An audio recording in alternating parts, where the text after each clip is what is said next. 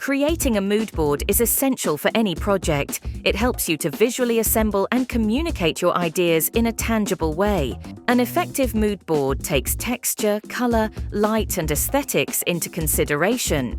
We recommend starting your board with a neutral surface or one that will serve as a primary color inspiration.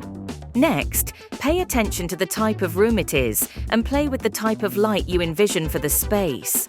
Next, determine the fabric swatches you'd like to incorporate and place them alongside accompanying furniture samples and decorative pieces. Once you've gathered all the pieces you'll use to construct the mood board, play around with the composition in order to tell your story in the most engaging way possible.